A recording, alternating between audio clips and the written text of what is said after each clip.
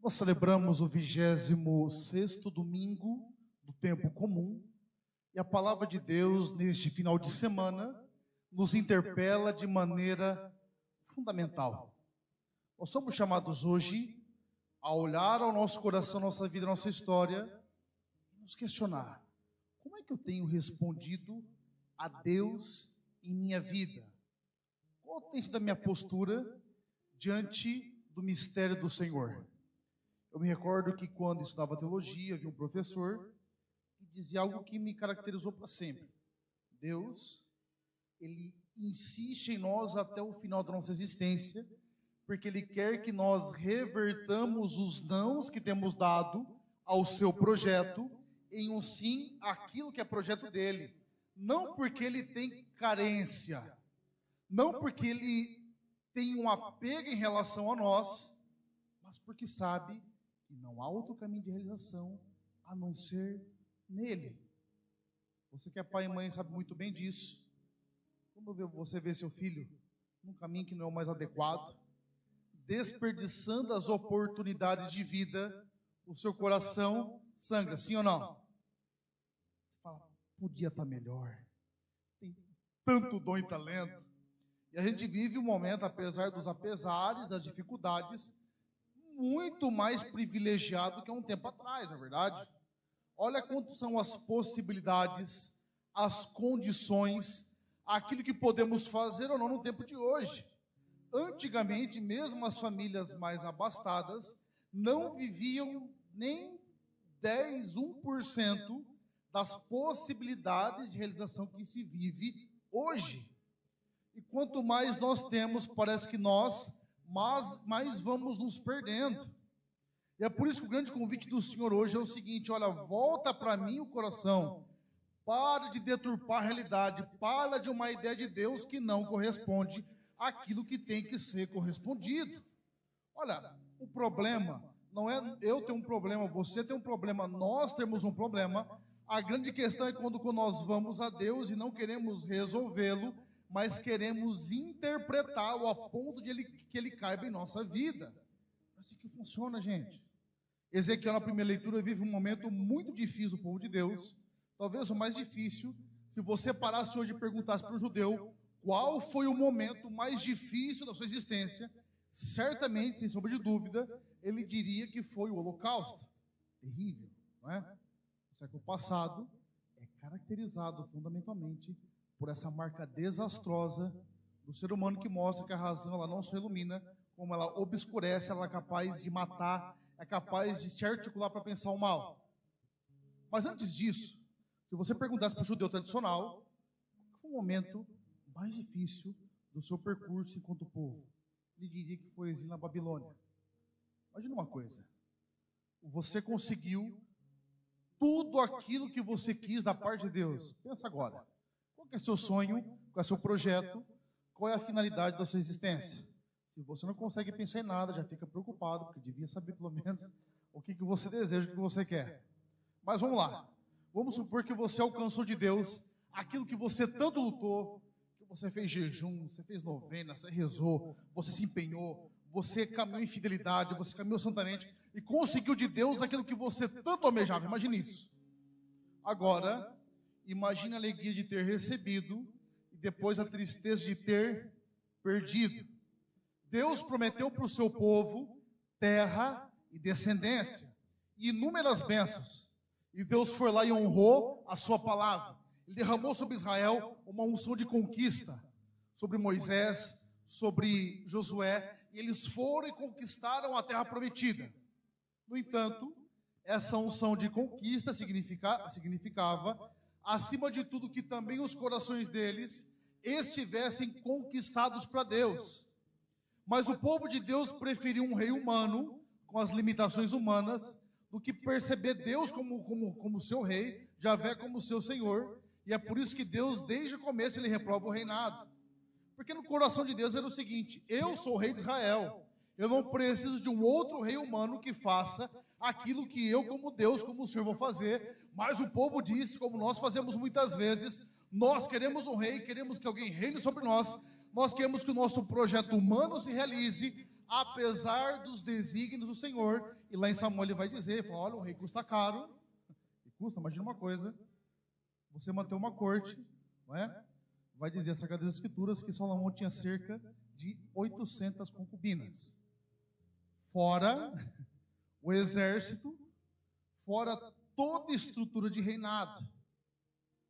E o povo enfatiza isso, e os reis gradativamente vão se perdendo, porque vão voltando o coração para situações humanas e esquece de voltar o coração para Deus. A gente condena tanto eles, né? Mas onde está seu coração hoje? Para onde está convergindo sua vida hoje? Para onde tem caminhado a sua história, a sua existência? Entenda, esse momento, esse mundo passa. Deixa eu perguntar uma coisa. Não desejo isso para ninguém, lógico, né? Mas, se Deus te chamasse hoje, imagine isso. Para onde é que você iria? Se o sentimento que você tenha de medo, é o momento de nós retomarmos para começarmos a fazer a coisa certa. Tem que ser feito, gente.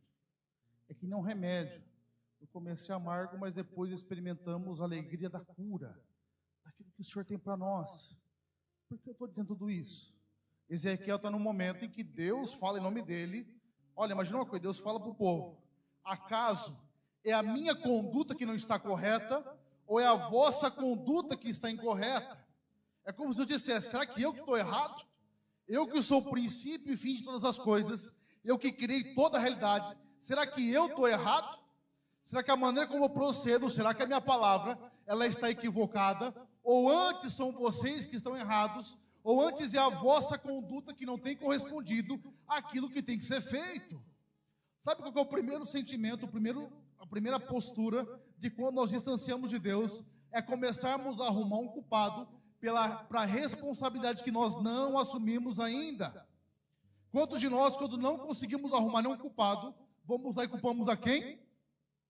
A Deus. Eu escuto muito o povo dizer, mas padre, o que é que foi que eu fiz para que Deus fizesse isso comigo? Eu falo assim, não, meu anjo, não foi Deus não, é a nossa burrice mesmo. Não é? É o nosso distanciamento dele. E nós colhemos os frutos desse distanciamento. Para de responsabilizar os outros por aquilo que você fez, que eu fiz. Nós temos que parar urgentemente de achar culpados, responsáveis pela minha história. Mas, padre, duro que a gente ouve às vezes dos marmanjos, mas fizeram isso comigo. Eu pergunto, qual que é a sua idade? Não, isso aqui deixou. Não é. Tem coisas que somos nós que não deixamos que a coisa resolvesse. Enquanto você continuar achando culpado, você vai deturpar o sentido da realidade. E nada vai acontecer de novo na sua vida. Porque você não assumiu a responsabilidade que lhe é própria. Deus é claro, ele fala, olha, se o justo caminhar bem, ele se perder pelo pecado, é pela culpa dele que ele vai morrer. Mas se o ímpio, que não procura Deus, pecar, mas se ele voltar o coração a Deus, ele vai se salvar porque eu vou perdoar dele. Ou seja, nós temos a certeza de que o Senhor nos perdoará, que ele honrará a palavra dele, basta que nós mudemos de atitude. Olha, sabe o que foi um dos principais equívocos do tempo de hoje? Você percebeu que o testemunho de vida que vale é somente aquele testemunho, desculpa o termo que o padre vai usar, daquela pessoa que vive uma vida desgraçada e volta para Deus, e nós temos dificuldade de viver uma vida desde o começo nele, porque parece que não vale esse testemunho, parece que não vale esse estilo de vida.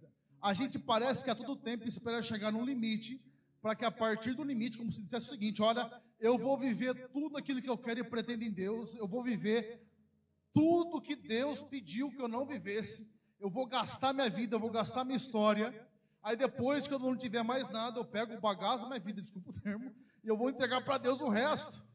É ou não é? A gente está esperando todo tempo esse momento. Parece que o viver em Deus é uma atitude que nós só fazemos quando nada mais tem importância e valor.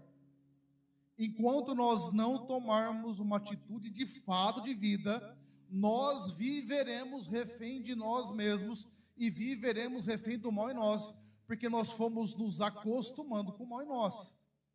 Hoje, entre uma leitura e outra, eu vi que é uma reflexão que o Papa faz todos os domingos, né? O Ângelus. E foi uma coisa muito importante. Ele falou, há uma grande diferença entre o pecador e o corrupto. A gente quase não tem exemplo de corrupção hoje, né? É raro, né? Muito raro. O pecador, segundo o Santo Padre, de fato tem respaldo bíblico, é aquele que de fato tem as suas limitações e misérias, mas ele consegue reconhecer Deus e mudar de vida. Ele sente vergonha, ele não quer viver daquele jeito. Ele não deturpa a realidade, ele sabe que não está vivendo certo. Agora, quem que é o corrupto? O corrupto é aquele que sistematizou o mal na sua vida. Ele começou a achar que é normal, que é humano, que está tudo certo, e que, portanto, é assim que é mesmo, porque as pessoas não prestam, ruins, e ele vai andando nessa lógica.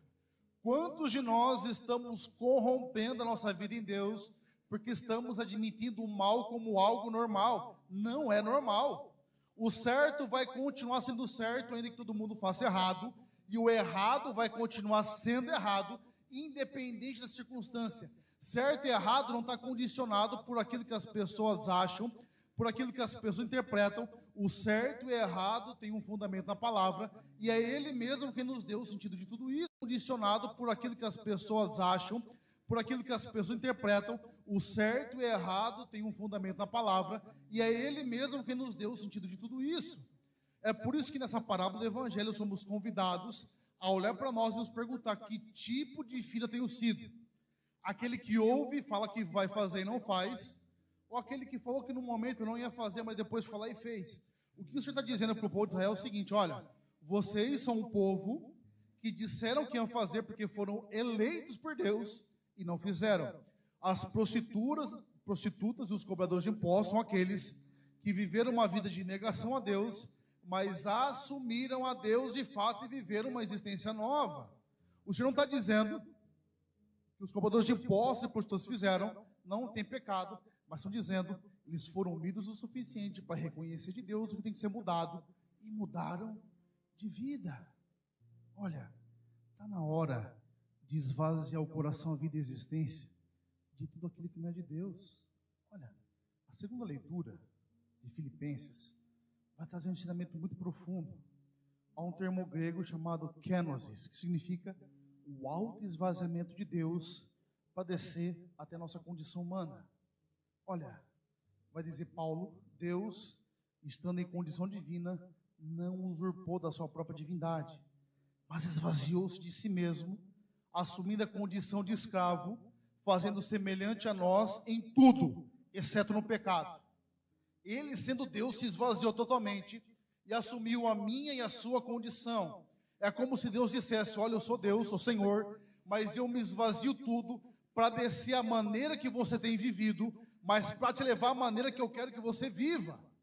Mas para que nós vivamos isso, é preciso que nós também façamos a nossa kenosis, nos esvaziemos de tudo aquilo que não é dele, para que vivamos os projetos do Senhor em nossas vidas. Gente, quantos sentimentos você tem carregado que não corresponde ao que Deus espera de você? Pense no seu matrimônio. Quanta ira muitas vezes acumulada, perdão que não foi dado, não é? Quantos relacionamentos pelo qual nós temos ficado escravos disso, e submetendo a nossa vida, a nossa história, a nossa existência ao passado. Se esvazia hoje. Olha para Jesus, para o modelo dele. Está na hora. Sabe, algo que eu tenho rezado muito esses dias é provavelmente sobre isso. Às vezes eu acho que nós estamos na igreja, graças a Deus, permanece aí, viu, firme, louvado a Deus porque você está aqui. Vai embora não. Mas eu acho que às vezes a gente não entendeu ainda. Faz como padre às vezes. Gente, a palavra de Deus falha, sim ou não? Não, gente. Mas por que eu não confio? Se Deus é Deus, Ele é o Senhor de todas as coisas, o que é que eu estou esperando para viver o projeto dele? Parece que muitas vezes Deus é um projeto muito bonito, que eu entendo que é certo, mas que eu falo, mas tudo bem, eu vou viver meu. Eu vou ver da maneira que eu acho que tem que ser vivido, eu vou fazer as coisas que eu acho que tem que ser feito. E às vezes nós até caminhamos na igreja, mas nós caminhamos até um ponto, porque nós aceitamos a Deus em alguns momentos, mas não aceitamos inteiramente. Olha, a maior mentira que Satanás propagou em nós é que viver em Deus vai te trazer uma vida que não é verdadeiramente realizada.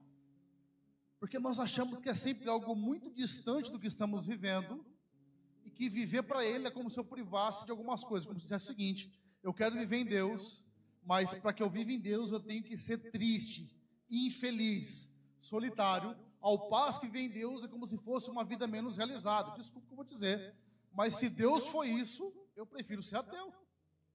Se Deus não for uma alegria muito maior do que a alegria que está no mundo, Ele não é Deus. Se Deus não for uma fonte de realização muito maior que está fora dele, Ele não é Deus, Ele é a fonte de realização. E quando tomamos a atitude de vivermos nele, é aí que a vida toma sentido. Mas deixa eu dizer uma coisa: Deus não vai fazer por você aquilo que você tem que fazer.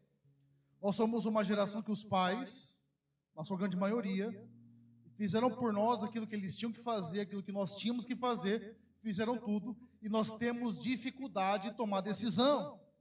E uma decisão que olha para Deus, de fato, enxerga nele o sentido de toda a realização. Para onde é que tem caminhado a sua vida? Já parou para pensar nisso? Para onde é que tem caminhado a sua história? Para onde tem convergido o sim da sua vida? Como é que você tem olhado para Deus e o assumido no concreto da sua história? Gente, não há outra fonte de realização. Não existe. Não há outro caminho para agradar a Deus senão aquilo que Ele mesmo percorreu por amor de nós. Se esvazia hoje daquilo que é distanciamento do Senhor, daquilo que tem Ele colocado distante dEle, para viver uma vida nova nele. Feche os seus olhos. Baixe a sua cabeça. Peça ao Senhor essa graça. Com seus olhos fechados mesmo, há quanto tempo você não se volta para Deus e reza